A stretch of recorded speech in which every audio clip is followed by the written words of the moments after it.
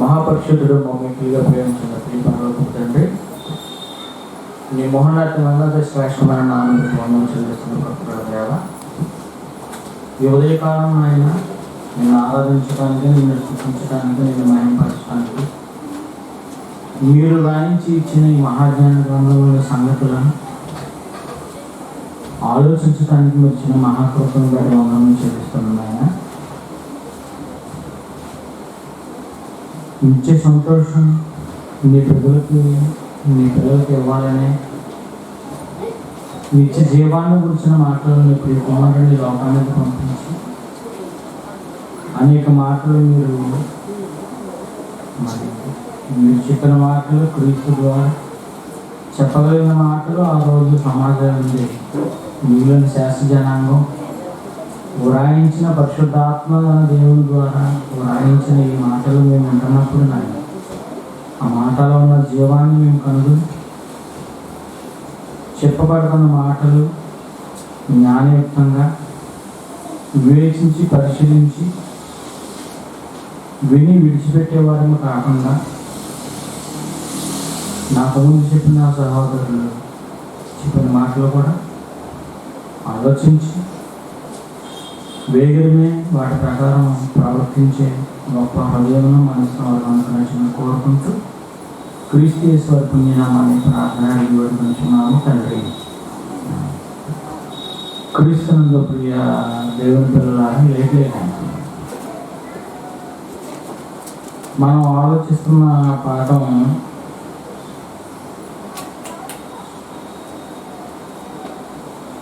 సంతోషము, దైవికమైన సంతోషం. ఈ లోకంలో ఉన్న ప్రజలు, ఈ లోకంలో ఉన్న మనుషులు వీటిని బట్టి సంతోషిస్తారు అని అంటే, లోకంలో ఉన్న చిన్న చిన్న ఆనందాలు, ఆర్భాటాలు, ఈ లోక సంబంధమైన క్షణికమైన ఆశలు తీర్చుకుంటూ మనిషి సంతోషపడతాడు అనేది మనం ఆలోచన చేస్తాం. అయితే క్రైస్తవుడు క్రీస్తుని ధరించిన ప్రతివారు సంఘం, ఈ సార్వత్రిక క్రీస్తు సంఘంలో చేర్చబడిన ప్రతి ఒక్కరూ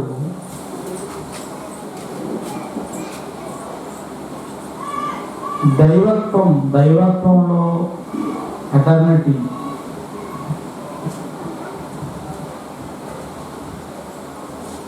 సర్వ సృష్టికర్త అయిన తండ్రి అయిన దేవుడు ఆయనను బట్టి, ఆయన ప్రియకుమారుడైన యేసుక్రీస్తును బట్టి, అలాగే దత్తపుత్రుడైన పరిశుద్ధాత్మ దేవుని బట్టి మనం ఆనందించాలి. అంటే దైవత్వపు వ్యక్తిత్వం కలిగిన వాళ్ళని బట్టి మనం ఆనందించాలి అనేది సుస్పష్టంగా మనం ఆలోచించే కొన్ని విషయాలు. అయితే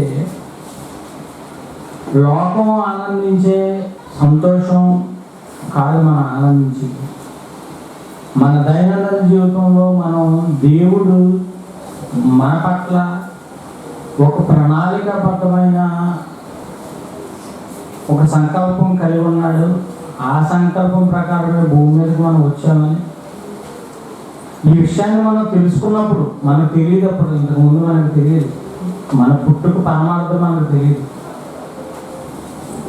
అది దేవాది దేవుడు రాయించిన గ్రంథంలోని బట్టి మన పుట్టుక యొక్క సంకల్పాన్ని మనం ఎరగలేం. కాబట్టి మనం ఎందుకు పుట్టాము, మన పుట్టుకకు ముందున్న పరిస్థితి, చనిపోయిన తర్వాత యుగాలు దేవుడిలో నుండి వచ్చిన ఆత్మ కాబట్టి, నువ్వు జీవాత్మవు కాబట్టి దేవునికి ఎలాగైతే ఆత్మకి, దైవాత్మకి ఎలాగైతే మరణం లేదు, చావు లేదు. నీకు కూడా నీ ఆత్మకి నువ్వు అనబడే ఆత్మ, దేహాన్ని కాదు. నిత్య నరకం అది. ఈ యుగ యుగాలు ఏదో తప్పించేసుకుని అన్న కొంతకాలమే కదా ఈ బాధ అంటానికి లేదు. ఎందుకంటే జైల్లో వెళ్ళేవాడు కూడా తప్పు చేసినప్పుడు వాళ్ళు పోలీసులు పక్కన నిలబెడతారు, ముసుగులు వేస్తారు, ఎవరు కనిపించుకున్న ఖర్చు ఇలా ఎత్తేసుకుంటారు. జైలుకి వెళ్తున్నప్పుడు లోన తీసుకెళ్దాం ఆనందంగా నేను 50 కిలోలు చేస్తున్నాను కదా,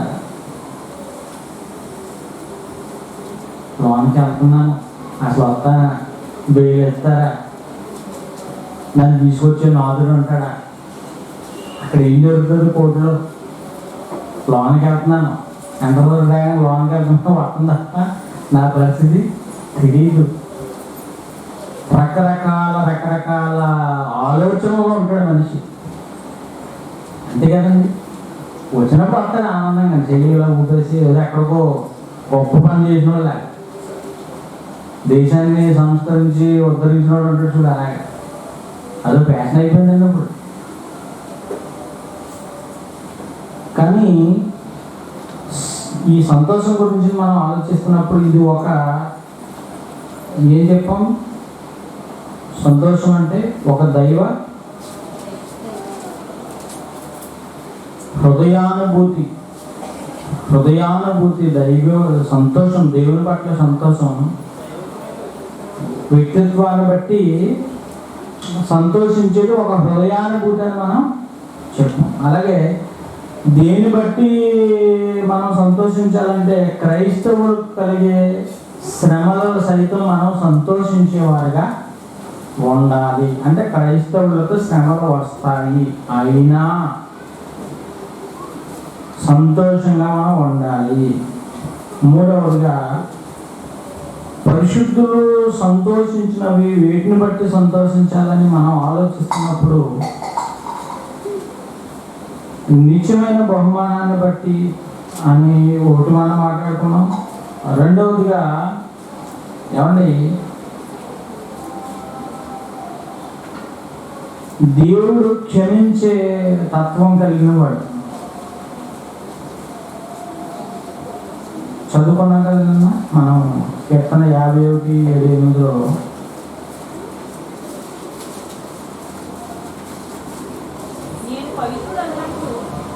నేను పవిత్రుడగునట్లు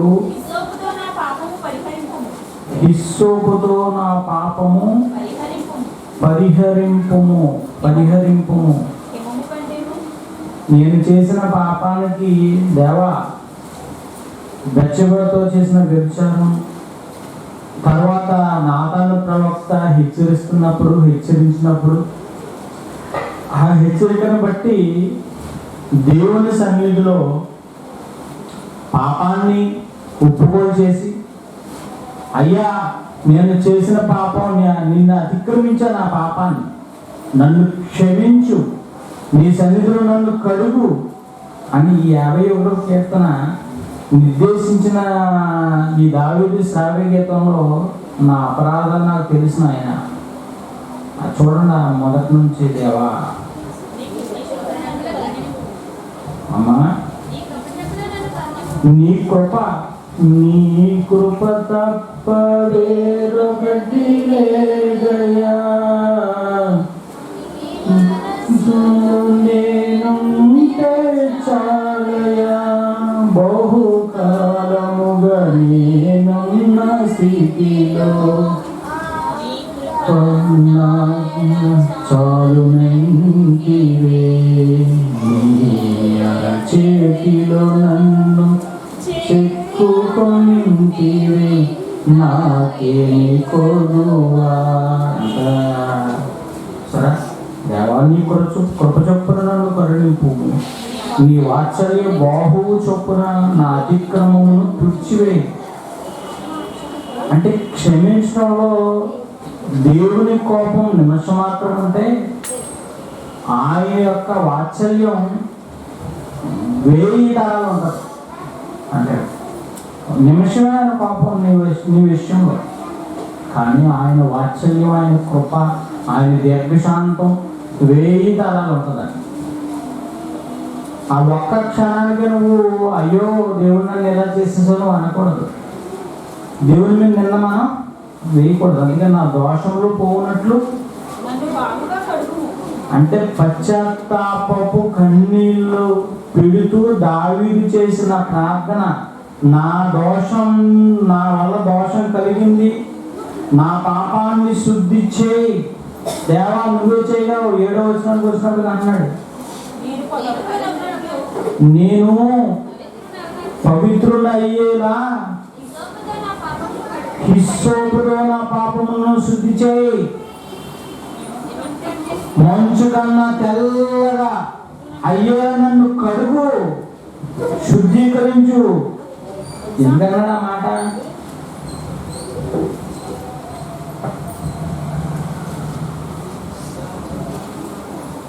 ఎందుకన్నాడు ఆ మాట? హిస్సోపులు ఎందుకు వాడాలి? లేవీకాండం 14వ అధ్యాయం 3-4 వచనాల్లో కుష్టు కలిగినప్పుడు యాజకుడు చేయవలసిన పని ఏంటంటే, యాజకుడు పాలెం వెలుపులకు పోవలను, వాడి కుష్టి కూడా తగ్గిపోతే శుద్ధీకరణ కోసం ఏం చేయాలి? చదువురా.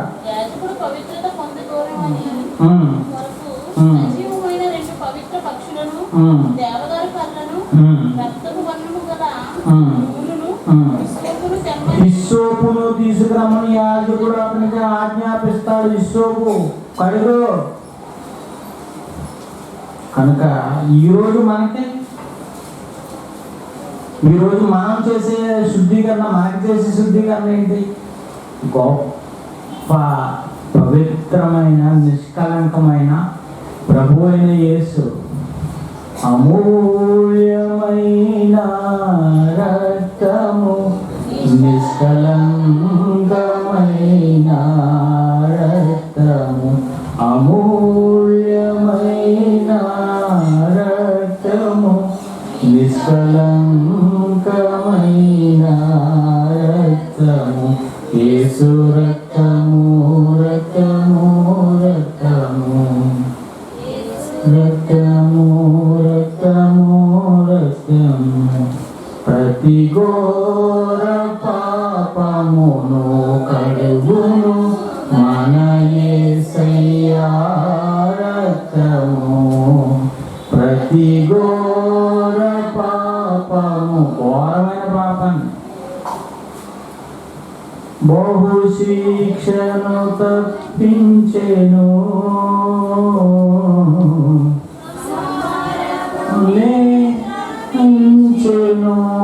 సంహారకుడి చేతిలో పడవలసిన నిన్ను తప్పించింది ఆ పవిత్రమైన రక్తం. హెబ్రీయులకు రాసిన పత్రిక 9వ అధ్యాయం. పిల్లలారా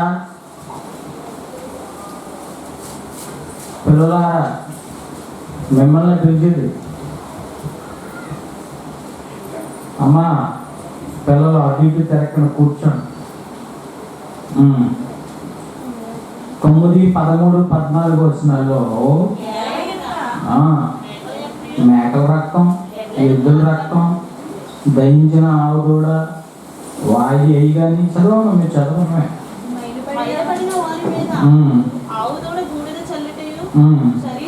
శుద్ధీకరణ పవిత్రులు చేస్తే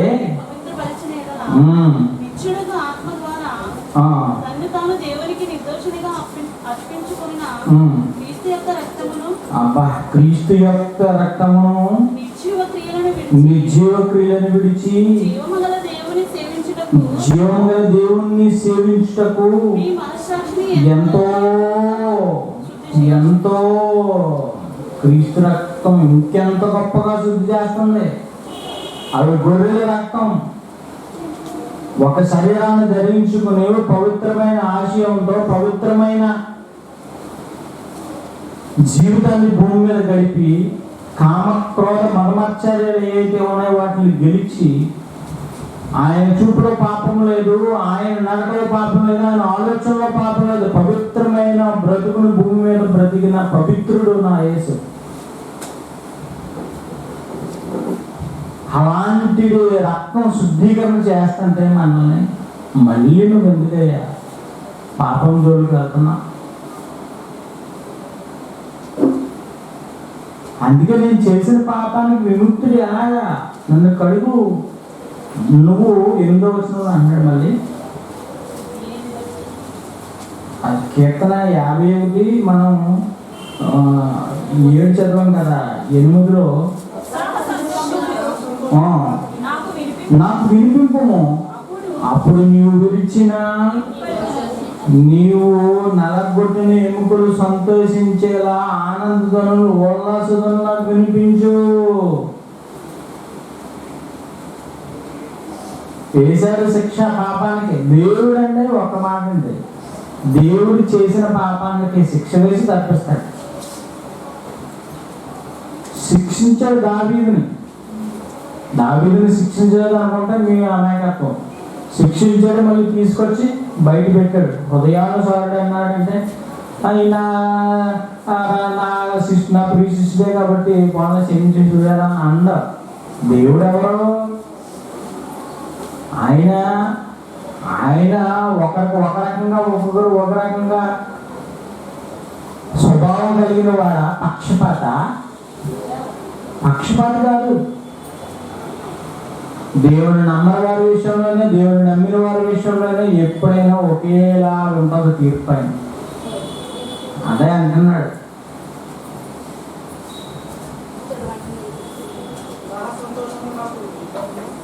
కీర్తన 38:3లో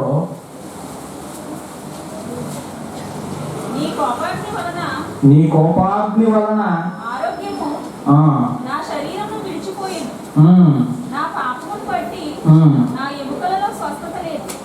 నా పాపం చేసిన కారణంగానే ఎముకలో ప్రశాంతత లేదు. ఎక్కడ ఉండదు? ఎన్ని రోజులు ఉపవాసాలు చేసినా నీ ఉపవాసాలన్నీ వేస్ట్ అంటున్నాడు. కనుక దేవుడు క్షమించటం, ఆ క్షమాపణ అనేది ఆయన ఇవ్వటం అనేది చాలా గొప్ప ఔన్నత్యం కలిగింది. ఆయన ఆ క్షమాపణ పెట్టకపోయి ఉంటే, మనం ఈరోజు తన కుమారుని పంపించకపోయి ఉంటే మనకి అక్కడ క్షమాపణ మనకు దొరికేది కాదు. మరొక దేవుడు ఇచ్చే భద్రత. ఎందుకంటే ఈ లోకంలో ఎంతోమంది జెడ్ కేటగిరీ అని చాలామంది భద్రతా వ్యవస్థను నమ్మి, ఇందిరాగాంధీ గారు కొంతమంది రక్షక భటులుగా ఉండి అతను దగ్గర పెట్టుకున్నారు. సిక్కులు అందరిని దగ్గర పెట్టుకున్నారు. నాకు ఏ రక్షణ కేడముగా, ఏ రక్షణ గోడగా ఉంచుకున్న వ్యవస్థ ఉందో ఆ రక్షకులే ఆవిడ్ని ఒళ్ళుని తోటల కింద చేసేస్తారు. అంటే మనుషుల రక్షణ ఒకసారి ఉంటుందా? ఉంటుంది. కూడా ఉన్నవాడే వేసేస్తాడు. అదంటే నీ గ్రూప్లో ఉన్న మా వాడు ఉన్నాడు, దాన్ని ఏమంటారు? కోవర్ట్. ఈ కూడా ఉంటాడు, ఈ ఎన్నది చెప్పాను అంటాడు. ఇది ఎక్కడికి వెళ్ళేది, ఏం చేసేది అన్నీ. కదండి మహనీయుడు రాజీవ్ గాంధీ. ఈరోజు ఇన్ఫర్మేషన్ అండ్ టెక్నాలజీ ఈరోజు ఎంత డెవలప్ అయిందంటే, టెలిఫోన్ సెల్ ఫోన్ వాడటం అంటే ఆయన శివరాజును దానం మానవ బాంబు తయారైంది చంపేస్తాను. ఏం చేశారు? రక్షకులు తెలుసు, పంపించేస్తారు. ఏమీ లేదు, అక్కడ ఉన్న వాళ్ళు ఇంకో టీం ఉంటుంది. ఆ టీము అంతే అవసరమైతే డబ్బు కోసం వల్ల బలైపోతారు. ఎవరు ఇస్తారు ఈ మనుషులు? వాళ్ళు ఎవరు రక్షణ ఇచ్చేది? వాళ్ళ వల్ల ఏమి జరగదండి. అంటే చూడండి, కీర్తనల గ్రంథం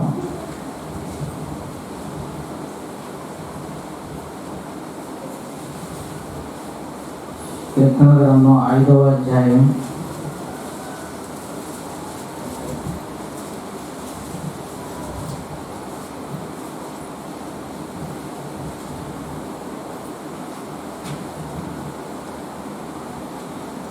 'దావీదు గారు కీర్తన అండి ఇది.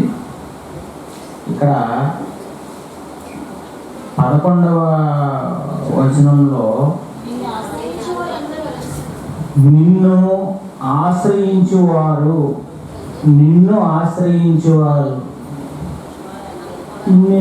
ఆశ్రయించిన నీ వారికి సహాయుడవు, తృప్తిపరచెదవు. సముద్రమంత సమృద్ధితో ఆనందించెద నీలో, అనుదినము కృప పొంది ఆనందధ్వనులతో. ఏమన్నాడు? నిన్ను ఆశ్రయించిన వారందరూ సంతోషించుదురు. అంతే కదా, ఆశ్రయస్పదం. ఆయనే ఆశ్రయం. మనకు ఆశ్రయదుర్గంగా యేసుక్రీస్తు వాడు నిలబెట్టాడు. ఆశ్రయదుర్గమా నా యేసయ్యా, నవనూతన నవజీవన మార్గమున నరే నరే ఆశ్రయదుర్గమా నా యేసయ్యా. నిన్ను ఆశ్రయించిన వారందరూ సంతోషించుదురు. నిన్ను ఆశ్రయించిన వారిని నువ్వే కాపాడతావు, కానీ నేను ఆశ్రయించిన వారిని కాపాడు. అర్థమైందా? దేనిని బట్టి సంతోషించాలి అని క్రైస్తవుడు అంటే నువ్వే రాను, నువ్వే ప్రొటెక్షన్, నువ్వే నా చేయడం. మనుషులు మాయ చేస్తారు కానీ నీవే సంరక్షకుడు. ఆయన రెక్కల కింద నేను కప్పుతాడట. దావీదు పలుమార్లు అంటాడు ఆ మాట.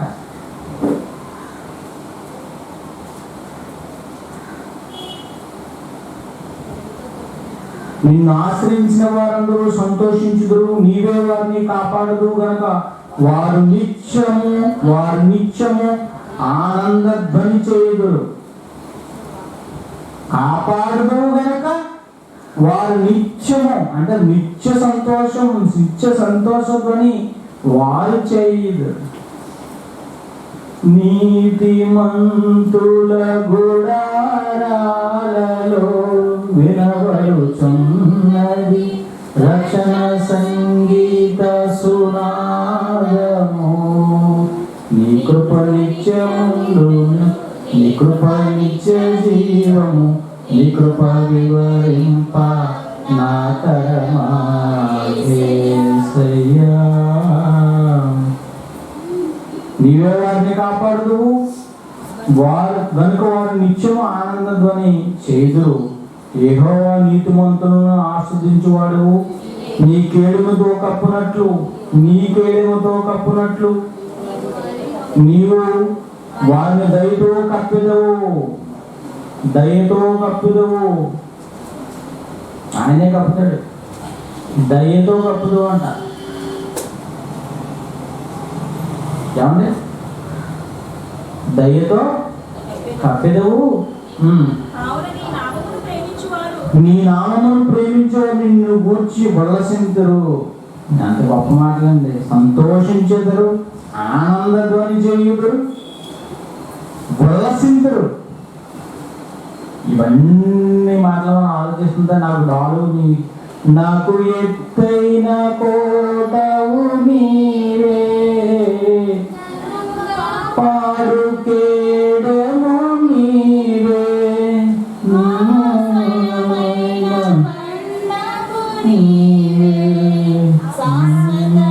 ఉపకారము నీవే,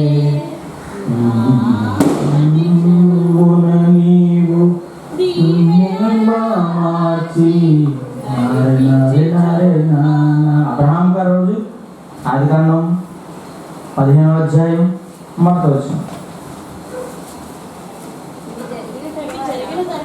ఇవి జరిగిన తర్వాత, ఇది కామన్గా ఉంటుంది దావీదు విషయంలో, ఈ సంగతులు జరిగిన తర్వాత యెహోవా వాక్యము అబ్రహామునకు దర్శనములో వచ్చి అబ్రహమా అబ్రహమా ఓ అబ్రహమా భయపడము, నేను నీకు కేడం, నేను నీకు కేడము, నేనే నీకు కేడం. కేడం అంటే నేనే నీకు ప్రొటెక్షన్, రక్షణ, ఒక డాలు. నువ్వు ఏ రాజ్యానికి వెళ్ళినా ఎక్కడికి వెళ్ళినా నిన్ను ప్రొటెక్ట్ చేసేది నేనే. మనుషుల మీద ఆధారపడ్డాడు ఆయన, లేదా ఆయన ముందే 10 సఫారీలు వెళ్ళి వెనకాల ఉండడానికి నడుచుకుంటే వెళ్ళిపోయేవాడు అంతే. అలాగ కరువు వచ్చిందో మరో ప్రాంతానికి వెళ్ళిపోతూ ఉండేవాడు. అవునండి. ఎక్కడ 3:3లో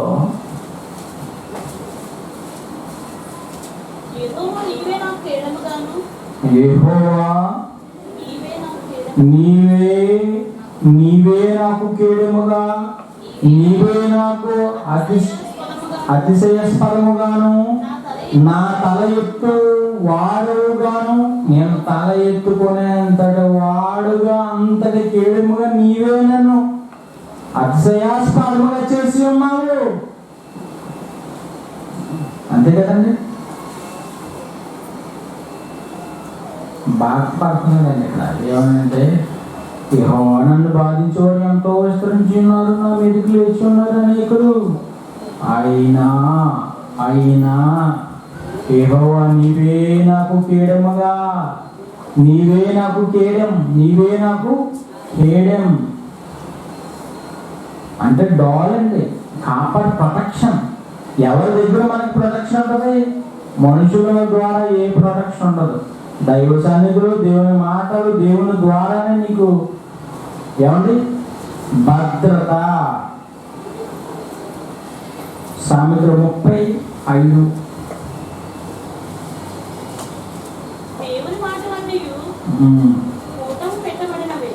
పుటము పెట్టబడినవే ఆయనను ఆశ్రయించు వారికి ఆయనే. దేవుని మాటలు,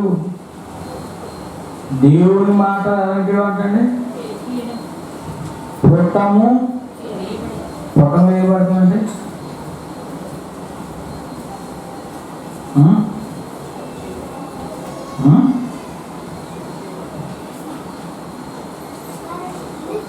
పుటము వేస్తే, బంగారం పుటము వేస్తే స్వచ్ఛత వస్తుంది. పుటము వేయబడిన బంగారం ఊది అని ఊడుతూ ఉంటాడు. పుటం వేసిన బంగారం ఏమన్నా మీకు మస్ట్ పోయిందంటే ఏమంటాడు? ఈ చైన్లో ఏం లేదు, ఇప్పుడు మీకు అమ్ముతున్న దీంట్లో ఏం లేదు అన్నాడు.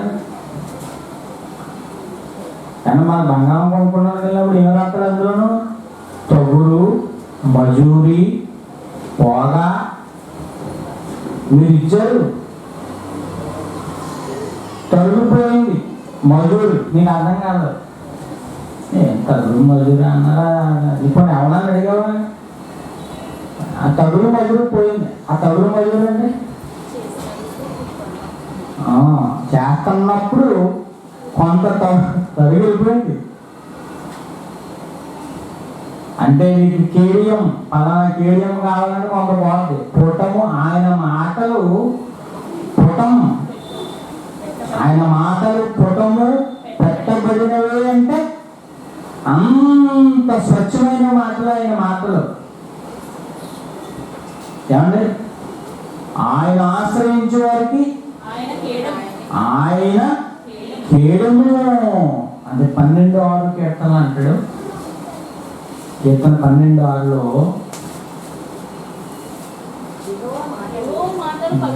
ఇది ఇక్కడ మాట్లాడుతుంది. ఆయన మాటలు, దేవుని యొక్క మాటలు పవిత్రమైనవి. గట్టిగా ఉన్నామా? అవి మట్టి మూసలో 7 మారులు కడిగి ఊదిన వెండి అంత పవిత్రములు. అంటే మట్టి కొరలో శుద్ధి చేయబడి 7 సార్లు శుభ్రం చేయబడిన వెండి లాంటివి పుటమ వేయబడినవి అంటే అది అర్థం. అన్నీ వేసి పుటం వేసిన తర్వాత స్వచ్ఛమైనది ఏదైతే వస్తుందో అటువంటి మాటలు అయినవి. ఆయన ఆశ్రయించే వారికి ఆయనే కేడము, డాలు ఆయనే కేడము. కనుక ఆయన తప్ప మనుషులు ఎవరు కూడా, మనుషులను ఎన్నుకున్న వారు ఎవరు కూడా మనకి ఏమవరు, భద్రతని ఇచ్చేవారు కాదు. 100వ కీర్తన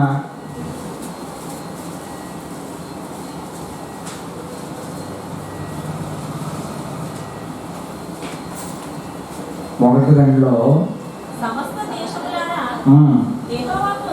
సమస్త దేశములారా యెహోవాకు ఉత్సాహధ్వని చేయుడి, సంతోషంతో యెహోవాను సేవించుడి. ఎలా చేయాలంట? సంతోషంతో యెహోవాను సేవించుడి. బాప్తిజంలో చేస్తున్నావా? సంతోషముతో యెహోవాను సేవించుడి, ఉత్సాహగానము చేయించు ఆయన సన్నిధికి రండి. ఉత్సాహంగా వస్తున్నావా? నిరుత్సాహంగా వస్తున్నావా? ఆయన సన్నిధి వినుటకు వేగిరపడాల. ఆయన మాటలు ఏం మాట్లాడుతున్నారని వినుటకు వేగిరం కలిగి ఉన్న వాళ్ళు వాకింగ్ కోసం ఎక్కడికైనా వెళ్తారు. కాబట్టి పిల్లలు ఎక్కడ మీటింగ్ పెట్టినా ఎందుకు వెళ్తున్నారు? వినుటకు వేగిరం. వాళ్ళలో ఉన్న ఆత్మ దహించి ఆ మాటల అర్థాన్ని వాళ్ళలో ఒక కుటుంబంలో అనుకుంటుంది. ఎందుకంటే దేవుణ్ణి రుచి చూసి తెలుసుకోవాలంటే ఏదో అర్థం కాదు మనకి. ఒక ఊళ్ళో దేవుణ్ణి ఎప్పుడూ నమ్మలేదంటండి. నమ్మిన విశ్వాసం అక్కడ వెళ్ళారంట.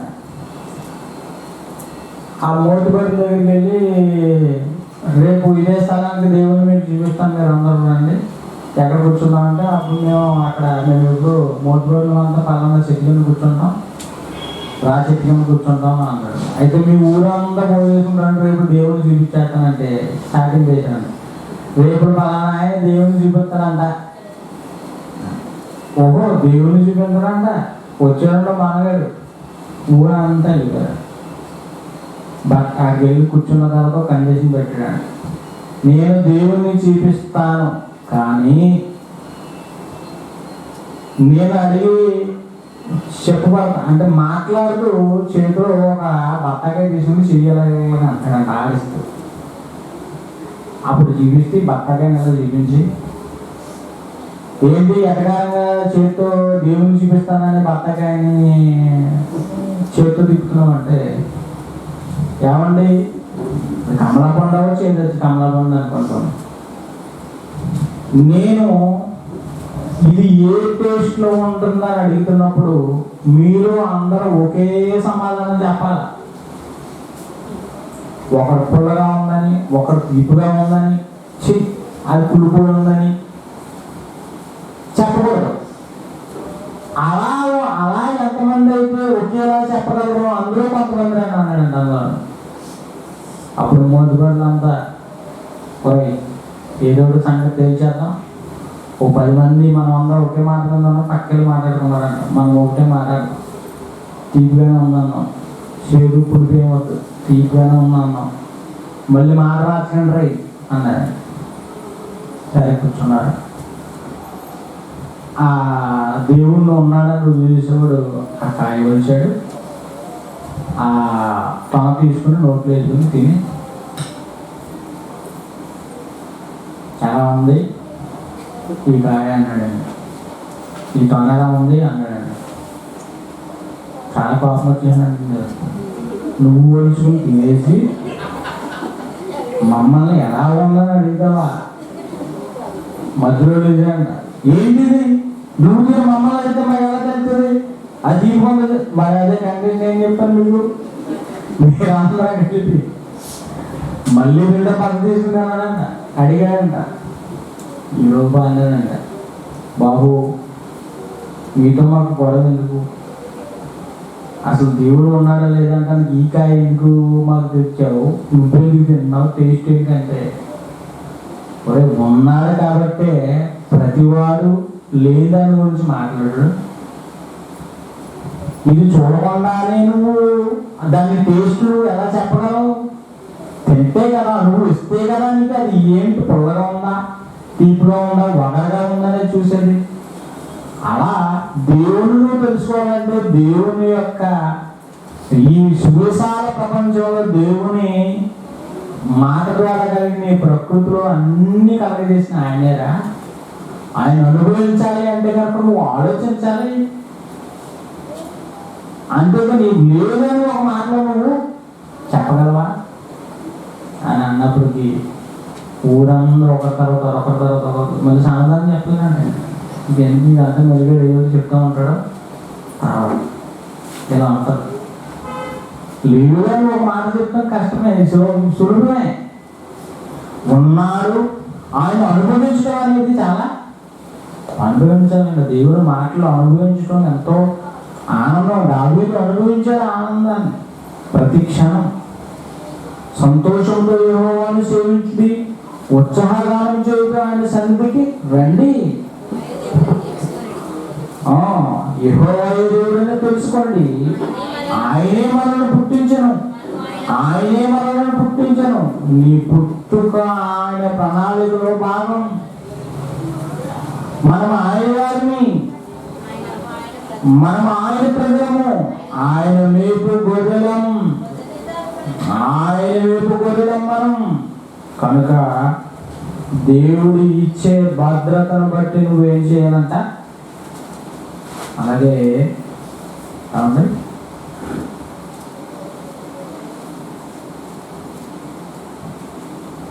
సామెతల గ్రంథం 12:20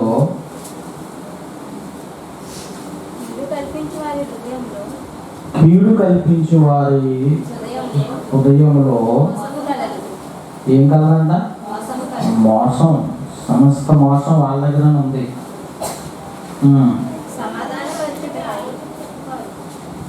అంటే వీళ్ళు ఏం చేస్తారు? కుట్ర కలుపుతారు. కీడు కల్పించే వారి హృదయములలో మోసము కలదు. మోసం చేస్తారు. కీడు చేసేవాడు కల్పించేవారి హృదయంలో మోసం కలదు. సమాధానపరచుటకై ఆలోచన చెప్పువారు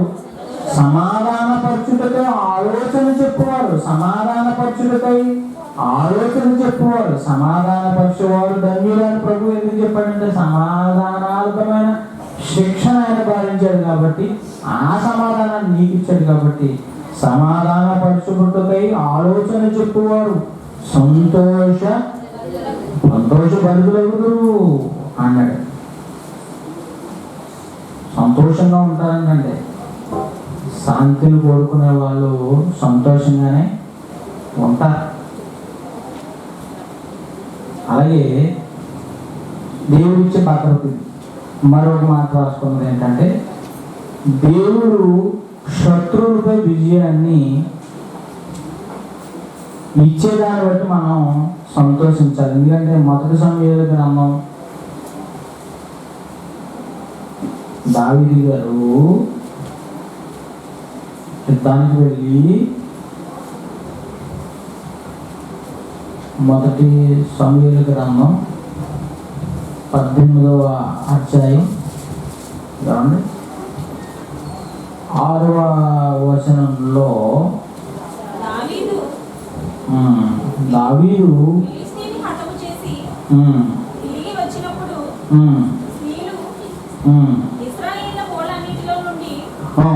తంబురలతోనూ సంభ్రములతోనూ వాద్యములతో పాడుతూ నాట్యమాడుతూ రాజైన సౌలును ఎదుర్కొనుటకు వచ్చింది.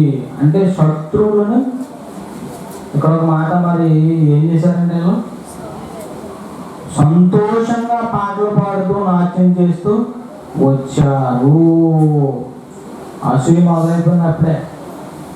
సౌలుకు 1000, దావీదుకి 10,000. దేవుడు విజయాన్ని చేకూర్చినప్పుడు సంతోషముతో, సంభ్రమాశ్చర్యాలతో, తంబులతో దేవుణ్ణి ఏం చేస్తారంట? ఏమండి? సంతోషించారంట దేవుని యందు. అదే 2వ సమూయేలు గ్రంథం 6:12 చూస్తే,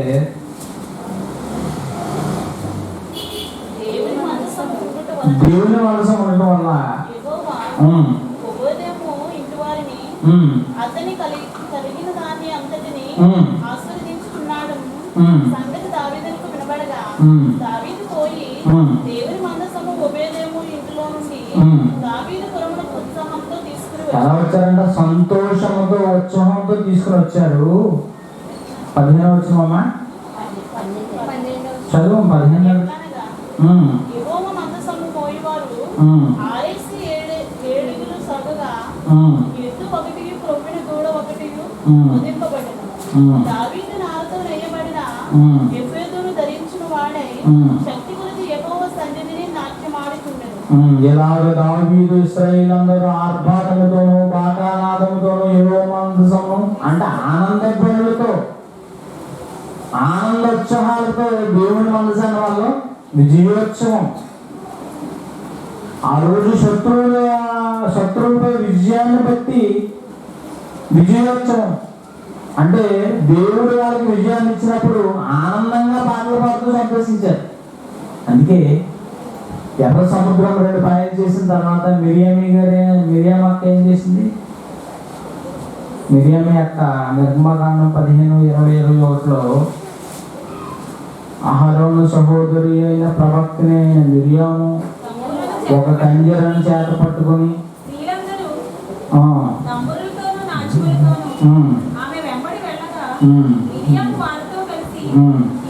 దేవునికి స్తోత్రము గానము చేయుటయే మంచిది, మనమందరము స్తుతి గానము చేయుటయే మంచిది అంటే కూడా మంచిది. ఆనందం ఉత్సాహం. శత్రువులు అందులో ఏం చేసేసాడు అని ఎంతో ఆనందపడ్డారంటే కనుక శత్రువులపై విజయం. అలాగే సామెతల గ్రంథం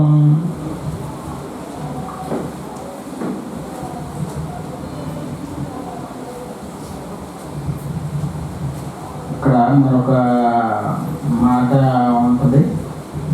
21:15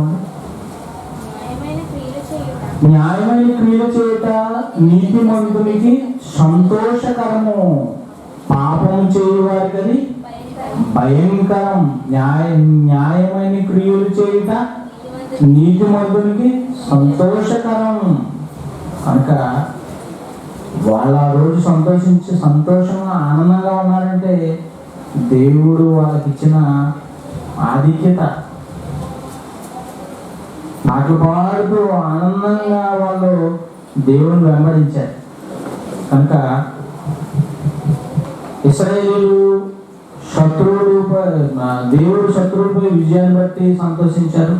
అలాగే మరొక మాట చూసుకుంటే ఇశ్రాయేలీయులు చెర నుండి బయటికి తీసుకొచ్చిన తర్వాత దేవుణ్ణి సంతోషంగా ఆనందించారు. కీర్తన 126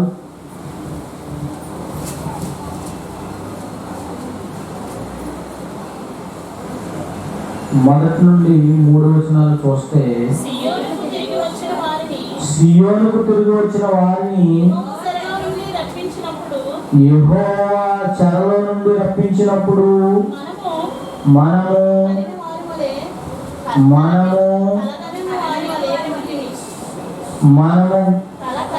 కలకలిన వారి వలె సియోను నుండి తిరిగి వచ్చిన వారు యెహోవా చెరలో నుండి రప్పించిన 70 సంవత్సరాల చెరలోకి వెళ్ళిపోయారు యూదులు.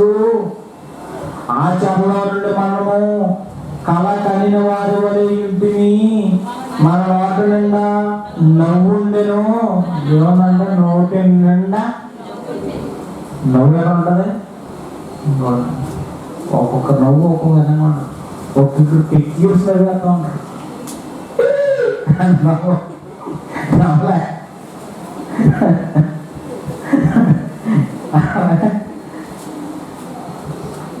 మన నోట నిండా నవ్వుండును, మన నాలుక ఆనందగానంతో నిండెను.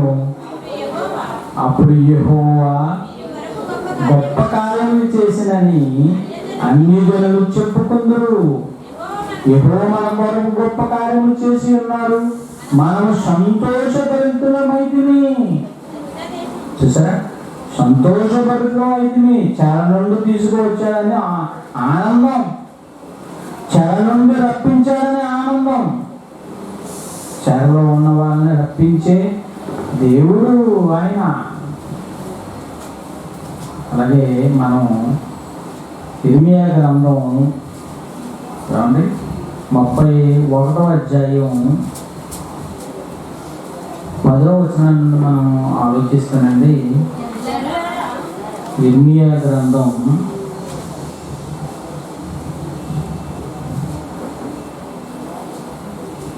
31వ అధ్యాయం 10వ వచనం. జనులారా యెహోవా మాట వినండి, దూరమైన దీపములోని వారికి దాన్ని ప్రకటింపుడి. ఇశ్రాయేలును చెదరగొట్టిన వాడు వారిని సమకూర్చి గొర్రెల కాపరి తన మందను కాపాడినట్లు కాపాడునని తెలియజేయుడి. చాటించండి. మందను సంరక్షిస్తాడు, చెరలో నుండి వెళ్ళిన వాళ్ళని తిరిగి ఆయన తీసుకువస్తాడు. యెహోవా యాకోబు వంశస్థులను విమోచించుచున్నాడు. వారికంటే బలవంతుడైన వారి చేతిలో నుండి వారిని విడిపించుచున్నాడు. వారు వచ్చి సియోను కొండ మీద ఉత్సాహధ్వని ఏం చేస్తారు? మళ్ళీ వచ్చి సియోను కొండ మీద ఉత్సాహధ్వని, సంతోష ఆనందభరితులవుతారు. చెర నుండి తిరిగి వచ్చిన తర్వాత ఉత్సాహధ్వని చేతులు. యెహోవా చేయి ఉపకారమును బట్టి, గోధుమలను బట్టి, ద్రాక్ష రసమును బట్టి, తైలమును బట్టి, గొర్రెలకును పశువులకును పుట్టు పిల్లలను బట్టి సమూహముగా వచ్చెదరు. వారికనెన్నటికీ కృషింపక నీళ్లు పారు తోట వలె, నీళ్లు పారు తోట వలె.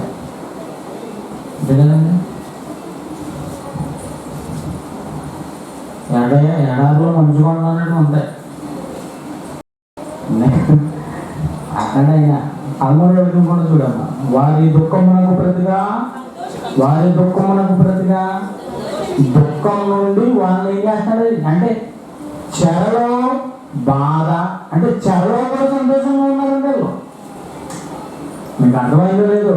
చెరలోకి వెళ్ళిన దానియేలు సంతోషంగా లేడా? చెరలోకి వెళ్ళిన షద్రక్ మెషక్ అబేద్నెగో సంతోషంగా లేరా? దేవుని యథార్థవాది ఎక్కడున్నా సంతోషంగా ఉంటాడు. అని ఎనప పనులు వేసిన అయిపోయింది పని అనుకుంటాడు. ఆడు స్వభస్కరం. ఆయన ఎంతో ఆనందం. నువ్వు ఎక్కడికి వెళ్ళినా నువ్వు ఎక్కడ తీసిపోతావు ఆయన ఆనందం. నీకు ఎంత తీసుకెళ్ళి పెట్టుకున్నా పాడుకుంటూ ఉంటాడు పాట. ఆయన చూసి అర్థం అది పాడుకుంటాడేంటి, ఇది బాగా రావట్లేదేంటి, ఆయన చూసుకుంటాడు. నీకెందుకు బాగా? ఆయన కూడా అనుకున్నప్పుడు ఆయనే చూసుకుంటాడు. అందుకే రోమ 8:28 ఎప్పుడు మనం చెప్తూ ఉంటాడు. మనం ఆలోచించవలసిన మాట, సమస్తము దేవుణ్ణి ఎవరైతే ప్రేమిస్తారో, ఎవరిని ప్రేమిస్తున్నా, తల్లినా, తండ్రినా, పిల్లలనా, భర్తనా, భార్యనా, ఎవరిని ప్రేమిస్తున్నాం? నాకంటే ఎక్కువగా అన్నాడు. నాకంటే నా తర్వాత ఎవరైనా అన్నాడు. ఇప్పుడు ఏమన్నాడు? దేవుణ్ణి ప్రేమించే వారికి అనగా మళ్ళీ ఏంటనుకుంటారేమో, అనగా ఆయన సంకల్పం చొప్పున మిమ్మల్ని పిలిచాడు. ఒక పరిశుద్ధమైన పిలుపుతో మిమ్మల్ని పిలుచున్నాడు. మీరు ఊరకనే రాలేదు, ఇక్కడ కూర్చోలేదు. మీరు ఊరకనే ఎవరో చెప్పారో కూర్చోలేదు. ఇది ఎవరో పిలిస్తే వచ్చి కూర్చున్నాడు కాదు. ఇదంతా ఒక సంకల్పం ప్రకారం జరుగుతుంది. ఎవరు పిలిస్తేనో ఎవరో చేస్తేనో కాదు. దేవుడు నీ పట్ల ఒక ప్రణాళిక వేసుకున్నాడు. ఆ ప్రణాళిక బద్ధంతో నీవు జీవిస్తున్నావు కాబట్టి ఇక్కడికి వచ్చి కూర్చున్నావు. ఇది నిత్య సత్యం. ఆయన ప్రేమించే వారికి అనగా ఆయన సంకల్పం చెప్పని మీరు పిలవబడ్డ కూర్చున్నారు. మేలు కలుగుట, మీకు మేలు కలుగుతాయి. సమస్తము సమకూరి చక్కగా జరుగుతాయండి. సమస్తము ఎందుకు చేయడండి? ఆయన చేస్తాడు. కానీ బట్ నువ్వేం చేయాలంటే ముందు ఆయనని ప్రేమించాలి, ఆయన ఆనంద పెట్టాలి, ఆయన ఇష్టాన్ని నువ్వు చేయగలరు. అందుకే చెరలో నుండి తిరిగి వచ్చినప్పుడు మరి మనమే చెరలో ఉన్నాం. పాపపు చెరలో నుండి మనల్ని విముక్తులు చేసి మనల్ని మళ్ళీ పునరుద్ధరించిన క్రీస్తు ఈ చెరలో నుండి మనం తీసుకొచ్చినందుకు మనం ఎంత సంతోషపడాలి, ఆనందపడాలి, కేకలు వేయాలి. ఆ చెర నుండి తీసుకొచ్చిన వాళ్ళే అలా ఉంటే చెరలో ఉన్నప్పుడు కూడా ఆనందం ఉన్నారు. ఈ చెరలో ఉన్న నీవు ఇప్పుడు ఈ చెర, ఈ పాపం అనే చెర నుండి నిన్ను మరొక దారిలో తీసుకొచ్చాడు కదా. ఈ చెరలో నుండి నిన్ను తీసుకొచ్చినందుకు దేవుడికి ప్రతిరోజు నువ్వు కృతజ్ఞత,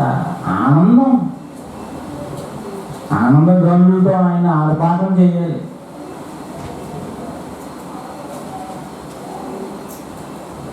అలాగే యేసుక్రీస్తు పుట్టినప్పుడు కూడా ఏం చేశారు అది కూడా ఒకసారి చూద్దామండి. మత్తయి సువార్త 2:10. ఆయన పుట్టినప్పుడు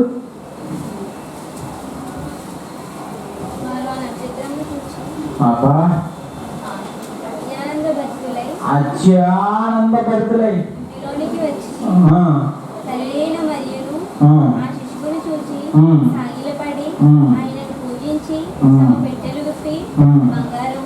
ఏం చేశారమ్మా? అత్యానంద భరితులై. అత్యానందం. ఎవరో మహనీయుడు పుట్టాడు, క్రీస్తు జననంలో జరిగిన దానిని బట్టి అత్యానంద భరితులు. మామూలు ఆనందం కదా, అత్యానంద భరితులయ్యారు. లోకాసు సువార్త 2:10. భయపడుడి శుభవర్తమానం అనగా మహాసంతోషకరం. ఏంటంట? మహాసంతోషం. భూమి మీద మహాసంతోషం. 20వ వచనం.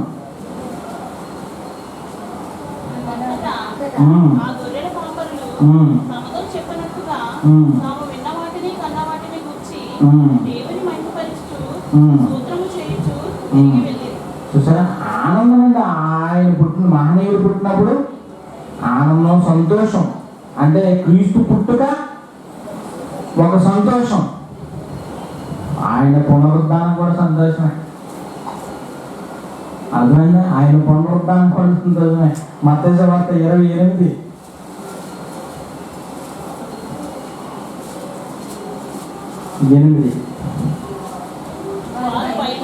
వారి భయముతోనూ మహా ఆనందముతోనూ సమాధి వద్ద నుండి త్వరగా వెళ్ళి ఆయన శిష్యులకు ఈ వర్తమానము. చూసారా ఏం జరిగింది? అందుకని అక్కడ ఏం జరిగింది ఏమండి? 28 మొదటి నుండి విశ్రాంతి దినం గడిచిపోయిన తర్వాత ఆదివారం తెల్లవారుచుండగా మగ్దలేనే మరియు సమాధి చూడవచ్చు. ఇదిగో ప్రభువు పరలోకములు దిగి వచ్చి రాయి పొరలించి దాని మీద కూర్చొని అప్పుడు మహాభూకంపము కలిగిన దూత స్వరము మెరుపు వలె ఉండెను.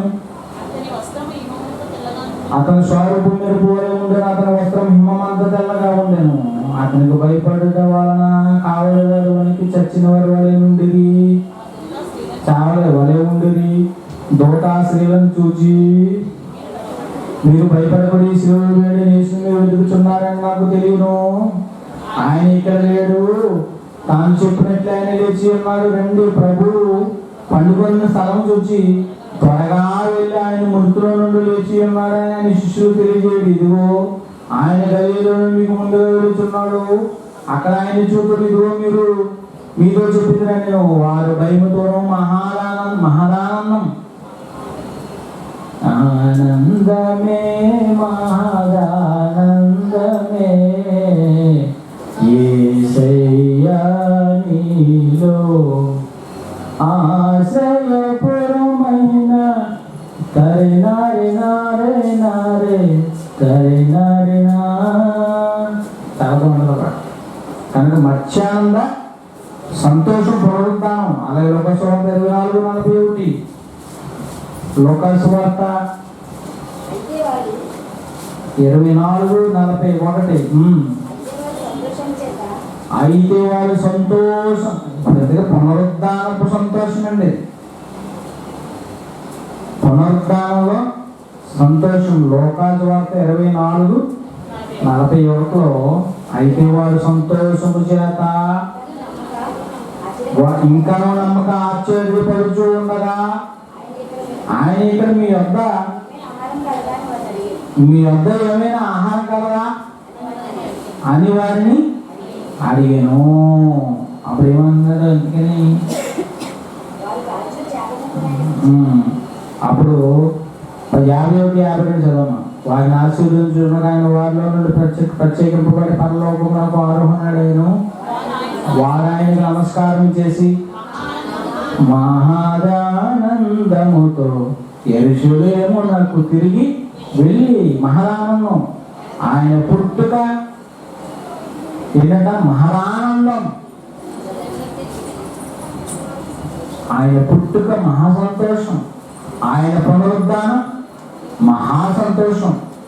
పుట్టుక సంతోషం, పునరుద్ధానం సంతోషం, ఆయన రక్షింపబడిన వారిని బట్టి కూడా సంతోషం. అపోస్తలుల కార్యాలు 13:48.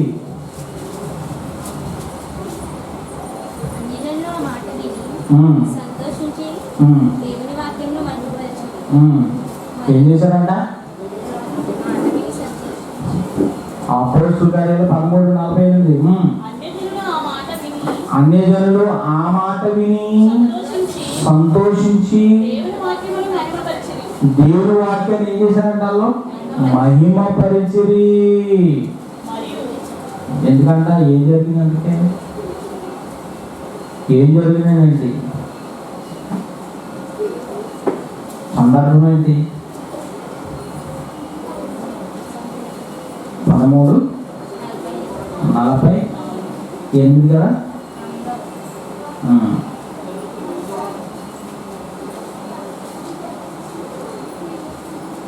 13:48 అంటే ఇక్కడ ఈ 13వ వచనం నుండి చివరి వరకు కూడా 52వ వచనం దాకా ఉన్న దాంట్లో పిసిదియాలో అంతియోకులో ప్రచారం చేస్తున్నారు. పిసిదియకులో ఉన్న అంతియోకియాలోని ప్రచారం చేస్తున్నారు. వీళ్ళు ప్రచారం చేస్తున్నప్పుడు వీళ్ళు ఎలా చాటించారు? క్రీస్తు యొక్క రక్షణను ఎలా చెప్పారంట? ఏమంటాడు అక్కడ 48లో? అన్యజనులు ఆ మాటలు విని సంతోషించి దేవుని వాక్యమును మహిమపరిచిరి మరియు నిత్య జీవనకు నిర్ణయింపబడిన వారందరూ విశ్వాసులు అయిపోయారు. అన్యజనులు ఏం చేశారు? సంతోషం, రక్షణానంద సంతోషం ఆ మాటలు విన్నప్పుడు. కనుక చెర నుండి దేవుణ్ణి ఇచ్చే మద్దతును బట్టి, దేవుడు శత్రువుకి ఇచ్చే విజయాన్ని బట్టి, చెర నుండి వాళ్ళని తిరిగి వచ్చినప్పుడు బట్టి సంతోషించాలి. అలాగే మనకి మూలమైన క్రీస్తు పుట్టుకను బట్టి ఆ రోజు సంతోషించారు. ఆయన పునరుద్ధానాన్ని బట్టి సంతోషించారు. అలాగే ఆయన రక్షకుడుగా ఆయన మనకు రక్షిస్తున్నారు కాబట్టి 1 పేతురు 1:8-9లో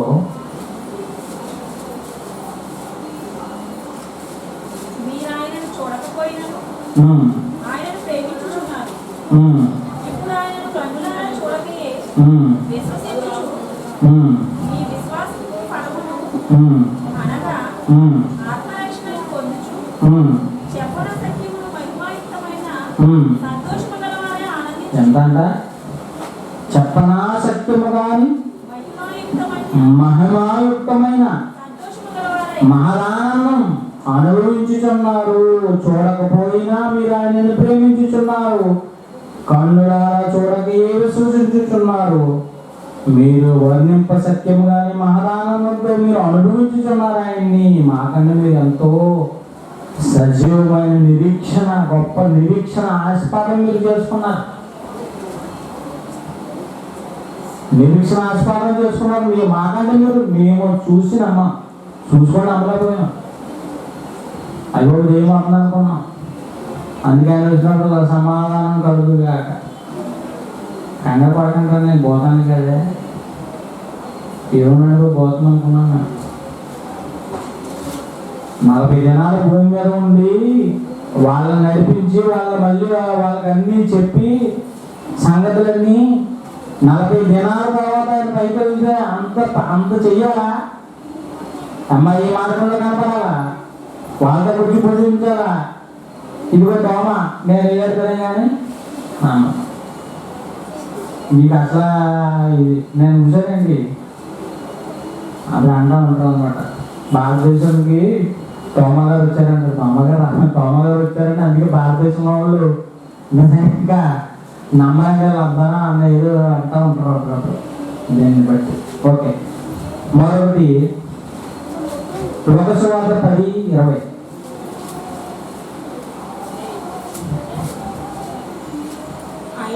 అయినను ఒరే శిష్యులారా, నాయన శిష్యులారా, మీకు ఒక అధికారం ఇచ్చారు. ఏమని? దెయ్యాల మీద అధికారం ఇచ్చారు.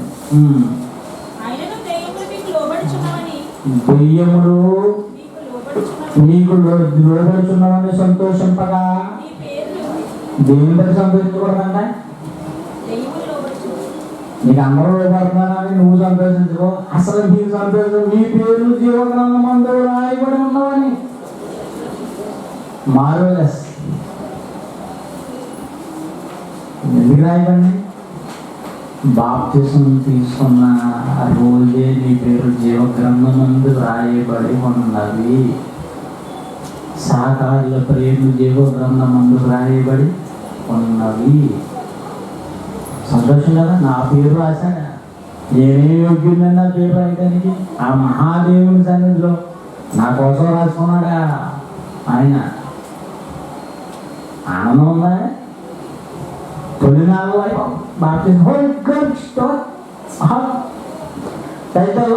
ఫస్ట్లో నీటిలో ముడిగినప్పుడు ఉన్నంత ఆనందం 2-3 శ్రమలు కలిగినప్పటికీ ఏంటంటే ఆ మొదట్లో ఉండేదండి బాగా ఉప్పు. ఓ మై గాడ్ గ్లోరీ అని ఉండండి, అన్నీ అని ఉండండి, బ్రెయిన్ లేదండి బాబు. అవును, ఆకాశానికి పప్పులో ఉన్నప్పుడు బాగానే ఉందండి. నాకు అనిపించింది ఇష్టమైన వంటకాలు, అరుసులు, ఊర్లు, ఇష్టమైన ఆకాశరాణి పప్పులో ఉన్నప్పుడు బాగా ఉన్న పరిస్థితి. మానేసాక మా బతికేలా అయిపోయిందని అన్నారు వాళ్ళు. దేవుడు ఏది కొడుకు చేయడండి. ఆకాశ పక్షులను చూడండి, అవి వెతకపోయే వాటిగానే మీరు శ్రేష్ఠులు కారా? అడవిలో సింహాలను పోషించేది నేను కదా. దుప్పి నీటి వాగుల కొరకు ఎదురు చూస్తూ ఆనందపడుతున్నట్లు నేను మీ దాహాన్ని నేను తీర్చలేనా? దాగిదంటాడు పొరపాటు. ఎప్పుడు బట్టి అన్నీ ఎప్పుడు జరుగుతాయంటే నువ్వు ఆయన మీద ఆనుకున్నప్పుడు, ఆయన మీద ఆధారపడినప్పుడు జరుగుతాయి ఇవన్నీ. ఇది జరగాలంటే ఒక లింక్ ఉంది. ఆ లింక్ నువ్వు కనెక్ట్ అయితే తప్ప నీకు జరగవు. పైన భక్తి చేస్తే జరగదు. శ్రమ వచ్చింది కదా అని మనం ఇప్పుడు కూడా దేవుడిని మీద నిందలేయకూడదు, దేవుణ్ణి తప్పు చేయకూడదు. అందుకే ఇక్కడ అంటున్నాడు, దెయ్యాలు మీకు లోపడతాయని సంతోషించకండి. అసలు మీరు సంతోషించవలసింది ఏంటంటే శిష్యులారా, మీ పేర్లు పరలోకమందు రాయబడినాయి. 11 పేరు సంఘంలో ఉన్న ప్రతి వారు బాప్తిసం తీసుకుని సంఘంలో చేర్చబడ్డ మీ పేర్లన్నీ నా పేరు రాయబడింది. మన పేరు రేషన్ కార్డులో లేకపోతే ఏడుస్తాం, ఓట్ల దాంట్లో లేకపోతే ఏడు చేస్తాం, తలాలు ఇచ్చే దాంట్లో లేకపోతే ఏడు చేస్తాం, గవర్నమెంట్ ఇచ్చే దాంట్లో మా వాడికి పర్లేదండి 12,000 ఏంటి అమ్మఒడి కాలేదండి, కరెంట్ ఎక్కువైపోయిందండి. ఈడికి చేస్తే అసలు నువ్వు అక్కడ ఉంది, దాన్ని బట్టి సంతోషించి ఇది అక్కడ ఉంటే అంత పాతాయంట నీకు అని ఉండాలి. అది ఇదేనా అసలు నువ్వే శాశ్వతం కాదు, అది ఉంటే ఉంటే పోతే పోనే. కానీ నా పేరు పరలోకమందు రాయేసుకున్నాడు బాప్తిసం తీసుకున్నాం ద్వారా, అందుకు నేను ఆనందం.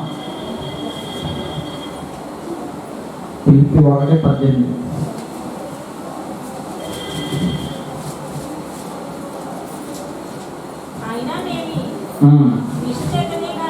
విషు చేతనే కానీ సత్యం చేతనే కానీ ఏ విధము చేతనైనా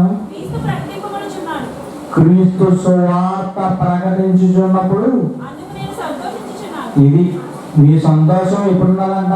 క్రీస్తు సువార్తను ప్రకటించుటను బట్టి, సువార్త ప్రకటించుటను బట్టి సంతోషించాలి.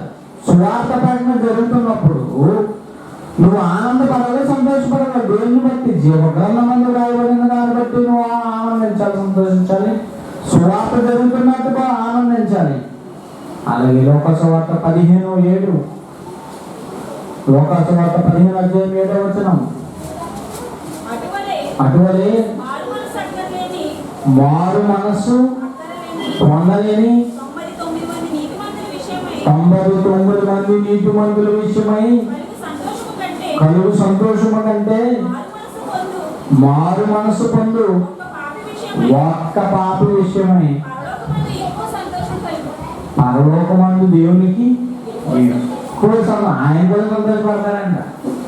అంతే కదండి, ఇంట్లో ఉన్నవాడు గురించి కాదు. ఏమన్నాడమ్మా?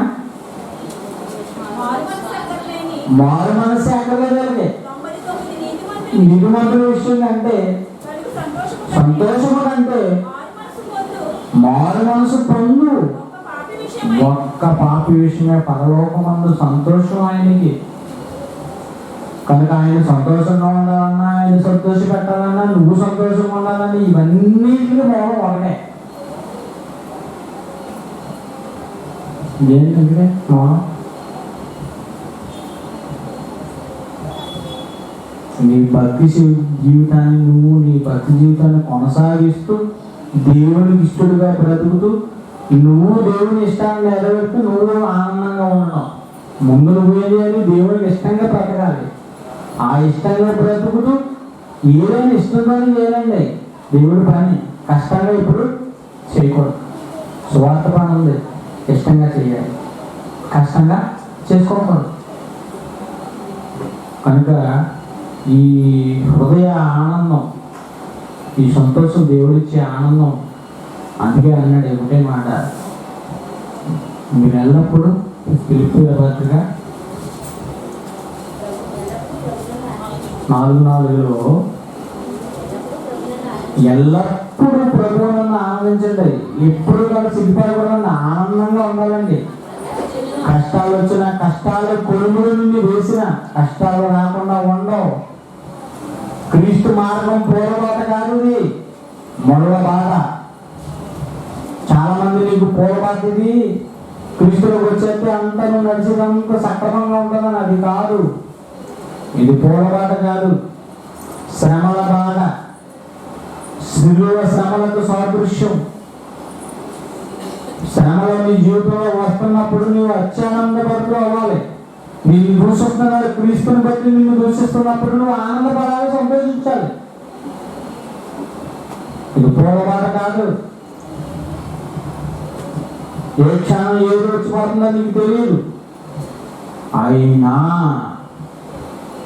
అయినా